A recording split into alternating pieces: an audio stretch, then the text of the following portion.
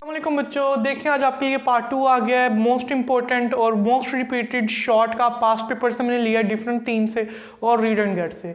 इसका question number 22 है hypothesis. Hypothesis होता क्या है? हाइपोथेसिस एक टेंटेटिव अनटेस्टेड एक्सप्लेनेशन होती है एक ऑब्जर्वेशन की।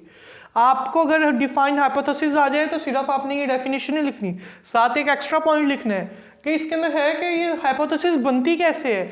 ये साइंटिस्ट इसको बनाते हैं अपने प्रीवियस नॉलेज के ऊपर, किसी भी प्रोसेस के इवेंट के प्रीवियस नॉलेज पे, या फिर जो उनका एक्सपीरियंस होता है उस प्रोसेस के रिलेटेड, उस इवेंट के रिलेटेड जिसकी वो हाइपोथेसिस बनाते हैं। देन वी कंपेयर डिडक्टिव और इंडक्टिव रीजनिंग। डिडक्टिव रीजनिंग क्या है, इंडक्टिव रीजनिंग क्या है, ये हाइपोथेसिस की टाइप्स हैं। डिडक्टिव रीजनिंग के अंदर हम बात करते हैं जर्नल टू स्पेसिफिक, और इंडक्टिव के अंदर हम बात करते हैं स्पेसिफिक टू जर्नल। इसके अंदर हम स्पेसिफिक कंक्लूजन को, डिडक्टिव के अंदर स्पेसिफिक रिजल्ट होता है जिसको हम जर्नल एजम्पशन से बनाते हैं। इंडक्टिव के अंदर जर्नल रिजल्ट को हम स्पेसिफिक कंक्लूजन से बनाते हैं, ऑब्जर्वेशन से बनाते हैं। It is known as deductive reasoning, और ये इंडक्टिव जो होता है ये it is known as inductive reasoning. Deductive inductive examples आ जाती हैं। डिडक्टिव की एग्जाम्पल के अंदर आ जाता है, हमने इसको कहां से करना है, general to specific. If all birds has wing, अगर तमाम परिंदों के जर्नल है विंग्स, उनके पर हैं, then the sparrow has also wings. अगर तमाम परिंदों के विंग्स हैं तो स्पैरो के भी विंग्स होंगे।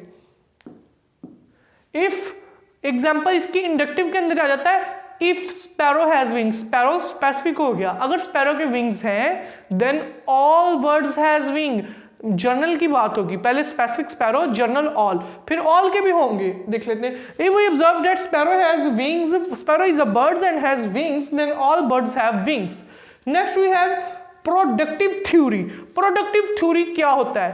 प्रोडक्टिव थ्योरी एक ऐसी प्रेडिकेटिव थ्योरी होती है, एक ऐसी थ्योरी होती है जो न्यू हाइपोथेसिस को, डिफरेंट हाइपोथेसिस को बनाती है। अ थ्योरी दैट सुजेशन देती है, सुगेस्ट करती है about new and different hypothesis is known as productive theory. इसके आ जाता है, ये प्रेडिकेटिव होती है और इसके अंदर ग्रेट एक्सप्लेनेटरी पावर होती है, जो नई हाइपोथेसिस को ये बनाती है, जो डिफरेंट हाइपोथेसिस को ये बनाती है, ये उसको एक्सप्लेन भी कर सकती है। Next we have theory. Theory और लॉ के अंदर क्या फर्क है? जो थ्योरी होती है वो एक ऐसी हाइपोथेसिस होती है जिसको हमने बहुत ज़्यादा एक्सपेरिमेंट्स किए हैं और वो फल्सिफाइड ना हुई हो, वो ख़त्म ना हुई हो, वो गलत साबित ना हुई हो। अब इधर देखते हैं, when a hypothesis proved true, सच साबित होती है by the result of many test, बहुत से टेस्ट हमने किए हैं, बहुत से एक्सपेरिमेंट किए हैं, गलत साबित नहीं हुई, सही साबित हो गई है, it is called as theory. वो एक थ्योरी बन जाती है। लॉ, अब हम देखते हैं कि लॉ क्या होता है। When a theory is repeatedly spotted, एक थ्योरी बन गई है, वो रिपीटेडली बार बार उसको स्पॉट करते हैं हम बाय टेस्ट वगैरह करके और एक्सपेरिमेंट्स करके। After experiments, experimentation by many scientist is become a law. जो एक लॉ होता है वो एक ऐसी थ्योरी होती है जिसको हम बार बार टेस्ट करते हैं, बार बार एक्सपेरिमेंट करते हैं, और एक ही साइंटिस्ट नहीं करता, उसको मुख्तलिफ साइंटिस्ट टेस्ट करते हैं और वो फिर गलत ना साबित हो, ऐसी थ्योरी फिर लॉ बन जाती है। Then we have 2 points. हम इसके अंदर अगर थ्योरी और लॉ के अंदर आ जाए कि आप इसका डिफरेंस करें, अगर आप सिर्फ थ्योरी और लॉ की डेफिनेशन लिख देंगे या फिर एक एक एग्जांपल लिख देंगे तो फिर आपको शायद वो पूरे नंबर ना दे, आपको एक एक पॉइंट इसका जरूर लिखना पड़ेगा। इट इज़ अ प्रेडिकेटिव, ये प्रेडिकेटिव होती है, जो थ्योरी होती है वो प्रेडिकेटिव होती है और इसके अंदर ग्रेट एक्सप्लेनेटरी पावर होती है, ये और हाइपोथेसिस को बनाती है और नई और डिफरेंट हाइपोथेसिस को ये बना सकती है। और जो लॉ होता है वो यूनिफॉर्म होता है, पूरी दुनिया के अंदर एक ही होता है और वो कभी भी चेंज नहीं होता। It is uniform and constant, एक ही होता है। फैक्ट ऑफ नेचर, ये यूनिफॉर्म और कांस्टेंट फैक्ट ऑफ नेचर होता है, इसको लॉ को कभी भी चेंज नहीं कर सकते, थ्योरी चेंज हो सकती है। एग्जाम्पल दोनों की ले लेते हैं। Darwin theory of natural selection आप सेकेंड ईयर के अंदर पढ़ेंगे। इसके अंदर एवोल्यूशन के बारे में बात होती है कि नेचुरल सिलेक्शन कैसे हुई, ऑर्गेनिजम्स के आगे कैसे डिवेल्प हुए, उनकी जीन्स की सिलेक्शन वगैरह कैसे हुई। देन कोहेनियन अटेंशन थ्योरी, ये आपने फर्स्ट ईयर में भी पढ़ी होगी, लास्ट चैप्टर के अंदर आप अभी पढ़ेंगे या आप उन्हें अगर दोबारा रिवाइज करें तो आपने पढ़ ली होगी। कोहेनियन अटेंशन थ्योरी होती है वाटर और फूड वगैरह की सब्सटेंसेस वगैरह की मूवमेंट होती है प्लांट के अंदर, वो इस थ्योरी के मुताबिक होती है। एक लॉ के अंदर आ जाते हैं, हार्डी-वेम्बिक लॉ, ये जीन्स का अलील्स का लॉ होता है उसकी फ्रीक्वेंसी के बारे में। मेंडल्स लॉ ऑफ इनहेरिटेंस, ये मेंडल्स के लॉ होते हैं, मेंडल्स लॉ ऑफ सेग्रीगेशन वाला और एक इंडिपेंडेंट असॉर्टमेंट वगैरह, इस तरह मेंडल के दो लॉ हैं। तो लॉ सिर्फ पूरी बायो के अंदर सिर्फ यही दो हैं लॉज, क्योंकि हम इनको चेंज नहीं कर सकते और बायो के अंदर लॉज बहुत कम होने की वजह से सिर्फ ये दो ही हैं, ये चेंज नहीं हो सकते और ये दो लॉ हैं बायो के। Then we study when a hypothesis become a theory, कब एक जो हाइपोथेसिस होती है वो थ्योरी बनती है। इसकी दो रीजंस हैं।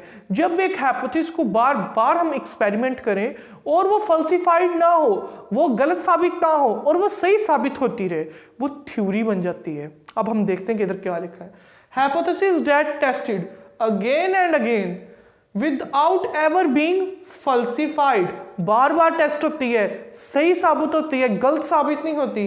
Considered well spotted and generally accepted, ऐसी हाइपोथेसिस को हम बेस्ट स्पॉटेड कहते हैं कि ये सही है और हम उसको एक्सेप्ट कर लेते हैं। जब हम एक ऐसी हाइपोथेसिस को एक्सेप्ट करते हैं जो गलत नहीं होती, बार बार एक्सपेरिमेंट्स के बाद वो एक थ्योरी बन जाती है। Hypothesis supported by many experiments test is which then known as theory. Then we study genetic engineering, ये हमारा क्वेश्चन नंबर 27 ही है जी। जेनेटिक इंजीनियरिंग के अंदर हम क्या पढ़ते हैं? मैनिपुलेशन ऑफ द जीन्स होती है। एक ऑर्गेनिज्म के अंदर हम जीन को मैनिपुलेट कर देते हैं, इससे बहुत ज्यादा बीमारियों का इलाज हो रहा है। ये थैलेसीमिया के मरीजों के अंदर आजकल इस्तेमाल हो रही है। बैक्टीरिया के जीन के अंदर चेंजिंग करते हैं हम इंसुलिन के लिए, ग्रोथ हार्मोन्स के लिए। Manipulation of genes in living organism is known as genetic engineering for the welfare of mankind. Manipulation of genes for human welfare is called genetic engineering. Gene of a disease, resistance and other desirable character, इसके अंदर हम क्या करते हैं? हम किसी disease resistant jeans को हम डालते हैं किसी ऑर्गेनिजम्स के अंदर, हम स्पेसिफिक करैक्टरिस्टिक्स को डालते हैं। बहुत से प्लांट्स हैं जिनको बीमारी लगती है, जिस तरह टोबैको को TMV वायरस लगता है, टोबैको मोज़ेक वायरस आप नेक्स्ट क्लासेस में जाके पढ़ेंगे, वो उसको लगता है। हम कुछ ऐसे जेनेटिक मॉडिफिकेशन के जरिए ऐसे जीन उनके अंदर डाल देते हैं कि वो रेजिस्टेंट हो जाते हैं, वो प्लांट उस स्पेसिफिक बीमारी के रिलेटेड। और एनिमल्स के अंदर भी करैक्टरिस्टिक्स को इन्हांस करने के लिए हम गाय के, बफलो के, भैंस के अंदर हम जेनेटिक इंजीनियरिंग से उनकी जीन के अंदर मैनिपुलेशन कर रहे हैं कि वो ज़्यादा दूध दें, उनके अंदर मीट की प्रोडक्शन ज़्यादा हो। ट्रांसजेनिक प्लांट क्या होता है? ऐसे प्लांट्स जिनके अंदर फॉरेन DNA हमने इनकॉर्पोरेटेड कर दिया होता है, डाल दिया होता है।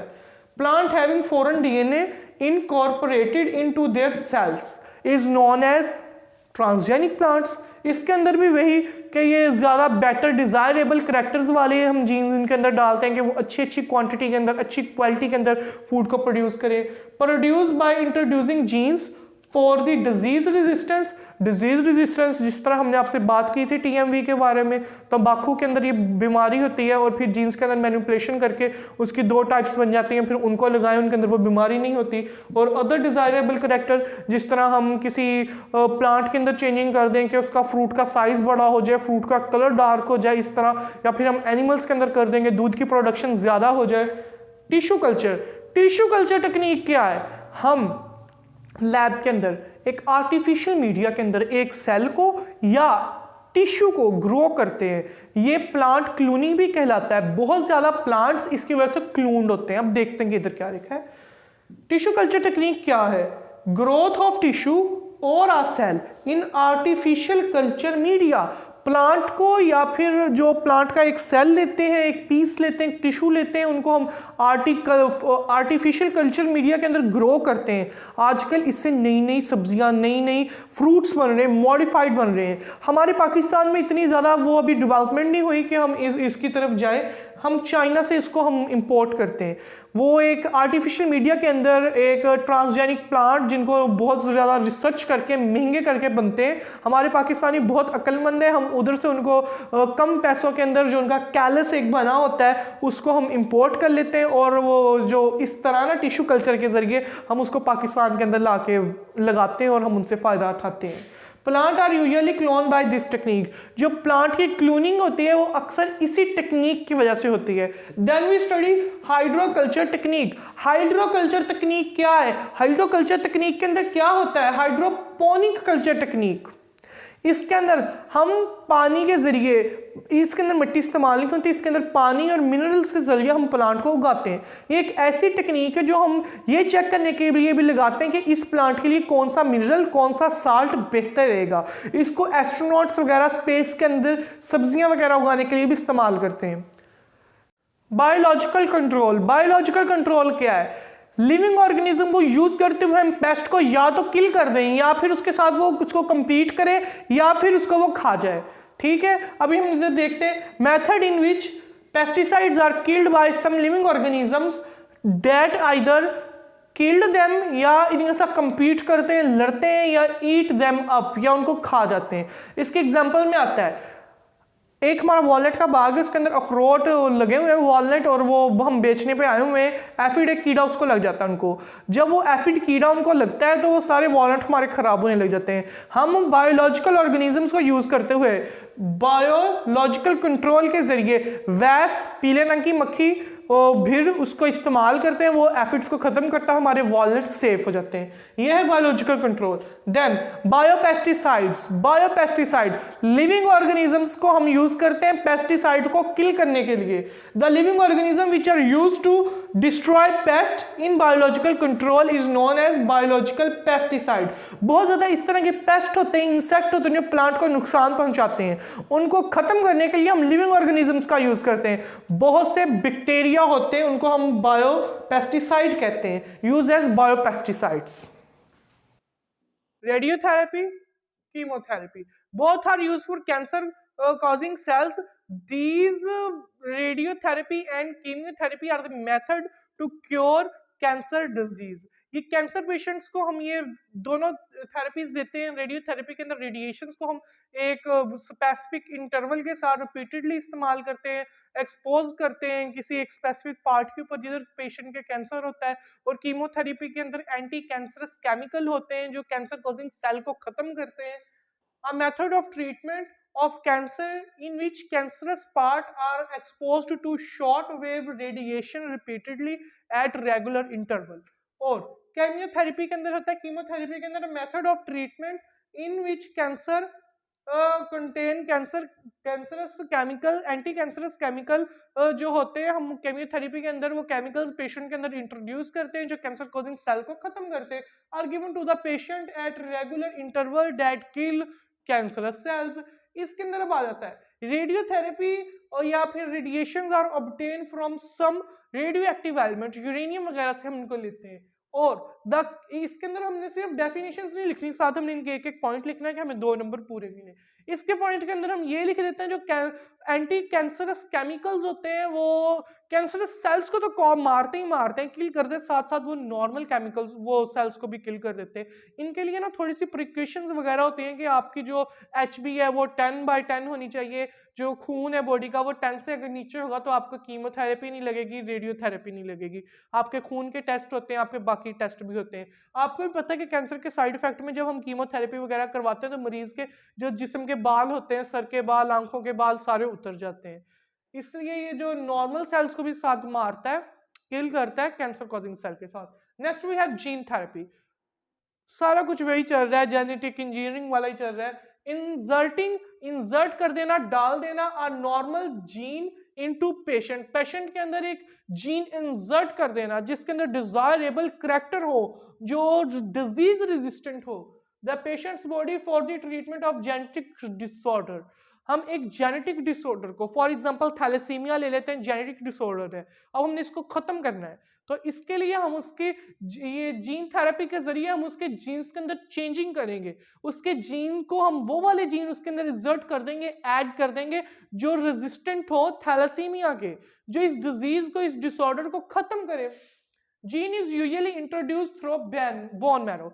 इसके अंदर हम बोन मैरो ट्रांसप्लांट का सहारा लेते हैं, जिससे हम ये थैलेसीमिया वगैरह का इलाज होता है, और ब्लड कैंसर का इलाज भी बोन मैरो ट्रांसप्लांट की वजह से होता है। आपको पता होगा ये जो चिपटी हड्डी होती है, जो हमारी सीने की हड्डी होगी, इनके अंदर ना गूदा होता है जिसको हम बोन मैरो कहते हैं, वो गूदा ब्लड को रिलीज करता है। अगर हम उसके सेल के अंदर चेंजिंग कर दें तो वो सारी बॉडी के अंदर जो हमारा ब्लड चलेगा, वो उसके जो जीन्स वगैरह होंगे वो बिल्कुल सही हो जाएंगे, क्योंकि ब्लड सेल्स इधर से बार बार बढ़ रहे।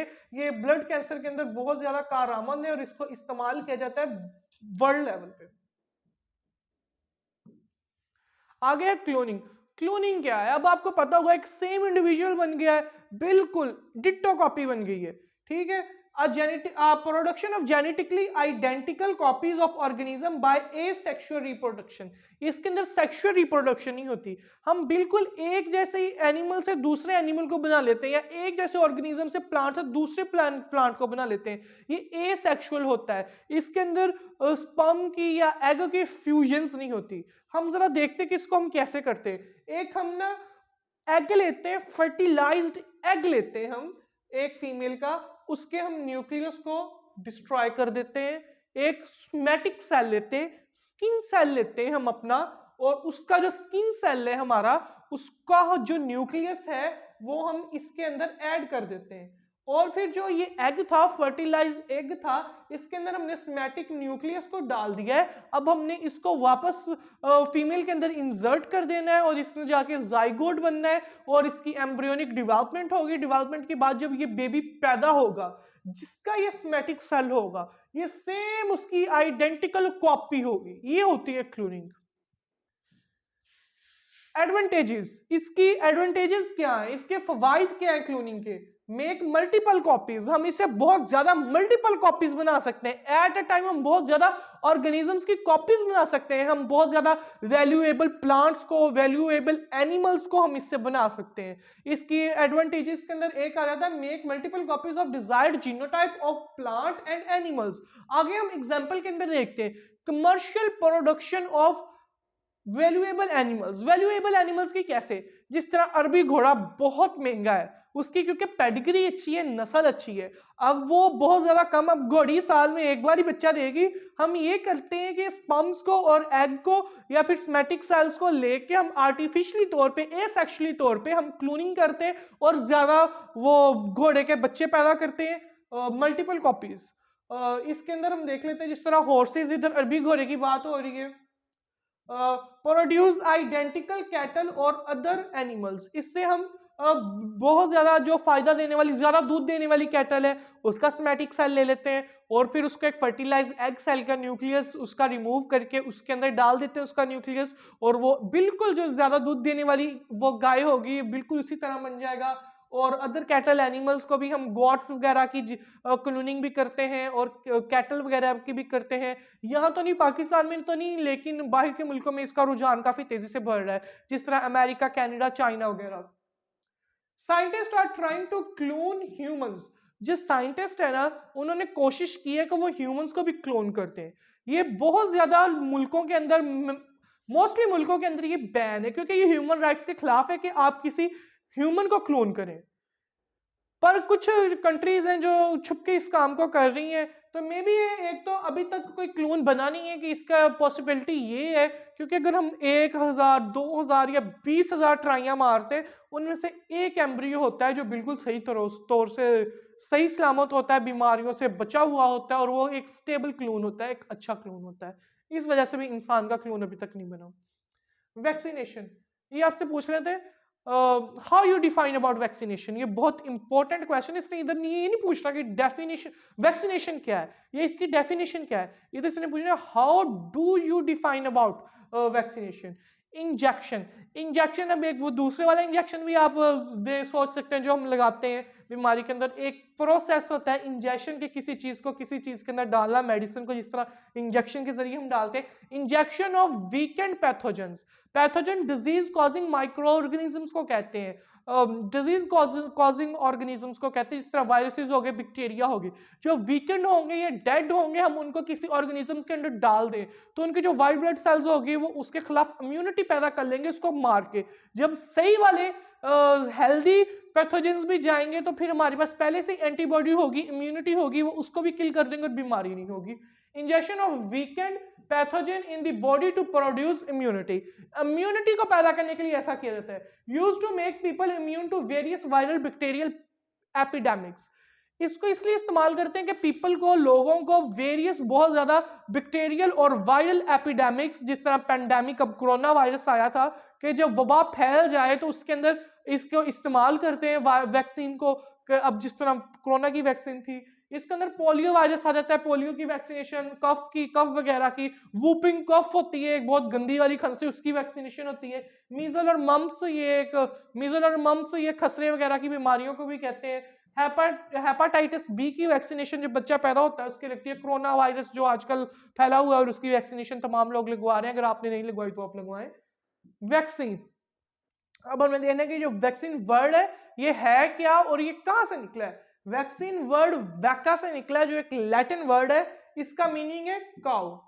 काउ, क्योंकि ये कैसे निकला अब हम देख लेते हैं। सबसे पहले ना हमने काउपॉक्स वायरस को इस्तेमाल किया था, वीकेंड, वो वीक था, डेड था, हमने उसको उधर से इस्तेमाल किया स्मॉल पॉक्स के ट्रीटमेंट के लिए। पहले जब स्मॉल पॉक्स बहुत ज्यादा फैला हुआ था एडवर्ड जेनर के आई थिंक टाइम में, तो तब ये इसकी कोई वैक्सीन नहीं थी, तब फर्स्ट वैक्सीन उसने प्रोड्यूस की थी कि जो उसने देखा था कि जो ग्वाले हैं ना, जो दूध वगैरह भैंसों का बेचते हैं, उनको स्मॉल पॉक्स नहीं हुआ, बाकी सबको स्मॉल पॉक्स हो रहा है। तो उसने इस बात को नोट किया कि वो जो एक ग्वाले जब भैंस का दूध निकालते हैं तो उनके हाथ पे ब्लिस्टर्स हो जाते हैं, वो भी कोई एक वायरस की वजह से, एक बीमारी की वजह से था, ब्लिस्टर वगैरह सही हो जाते हैं। तो ये उनकी शायद ब्लिस्टर्स की वजह से, छालों वगैरह की वजह से उनको नहीं हुआ। तो उसने एक काम किया, जो काउपॉक्स वायरस था जिसकी वजह से ग्वालों के हाथ पे ब्लिस्टर्स होते थे, उसको वीकेंड डेड हालत में लिया और जो एक हेल्दी एनिमल के अंदर, एक हेल्दी बच्चे के अंदर उसने ये इसको इंसर्ट कर दिया और बाद में उसने वो स्मॉल पॉक्स वायरस के साथ उसका इंटरेक्शन हुआ और बच्चे को वो स्मॉल पॉक्स वायरस नहीं हुआ था। ये फर्स्ट टाइम उसने वैक्सीन को ऐसे यूज किया था। Biological, important biological work in 1997, while biological work ऐसा क्या हुआ था 1997 में जो मैं अभी तक नहीं भूला। इसके अंदर स्कॉटलैंड के साइंटिस्ट ने डॉली द शीप बनाई थी, वो भी क्लूनिंग से। Scientist in Scotland succeed in cloning a sheep, जिसको बाद में उन्होंने नाम दिया था डॉली द शीप। जो क्लून बनी थी उसका नाम था डॉली द शीप, उसको बाद में दिया था। ये तकरीबन 6 से 7 साल तक जिंदा रही थी, बाद में इसको कोई बीमारी थी जिसकी वजह से ये मर गई थी। काउ, माइस और भी मैमल्स को साइंटिस्ट ने अभी तक बना लिया है, जिनके अंदर बहुत ज्यादा किस्म की गायें आ जाती हैं, जिनको बेटर दूध की प्रोडक्शन के लिए बनाया है। माइस, चूहों के अंदर एक्सपेरिमेंट्स करके जीन्स को मॉडिफाई करके उन्होंने बनाया है। सिंस हैज बीन क्लूड, ये बने हैं अभी तक। Integrated disease management, integrated disease management क्या है? Combating a disease with all possible method of disease control. एक किसी डिजीज को खत्म करने के लिए हम तमाम डिजीज कंट्रोल मेथड को इस्तेमाल कर लेते हैं। फॉर एग्जांपल, जब ये कोरोना नया नया आया था, हमें पता नहीं था कि इसकी ये वायरस का हमें पता चल गया था कि कोरोना है, हमें इसका इलाज नहीं मिल रहा था, हमने इसको खत्म करने के लिए हर किस्म की मेडिसिन को इस्तेमाल किया। अगर किसी को कोरोना हो गया था तब हमने उसको ये क्विनीन वगैरह, जो मलेरिया वगैरह के, बुखार वगैरह के सिम्टम्स को खत्म करते हैं, वो वाली मेडिसिन लोगों को देना शुरू की। कोरोना के सिम्टम्स भी खत्म हुए, कुछ लोग बचने लग गए, हमने अपने आप को बचाया, हमने आइसोलेशन की, हमने अपने फूड को, इम्यूनिटी को अच्छा रखा, विटामिन वगैरह लिए, तकरीबन हर एक हमने वो इस्तेमाल किया तरीका जिससे हम कोरोना से बच सकते थे। इसी तरह इंटीग्रेटेड डिजीज मैनेजमेंट ये होता है कि इसके अंदर हम किसी डिजीज को खत्म करने के लिए तमाम डिजीज मैनेजमेंट के तरीकों को ले आए। एक्टिव पार्टिसिपेशन ऑफ कम्युनिटी, किसी भी उस डिजीज को खत्म करने के लिए active participation of the community.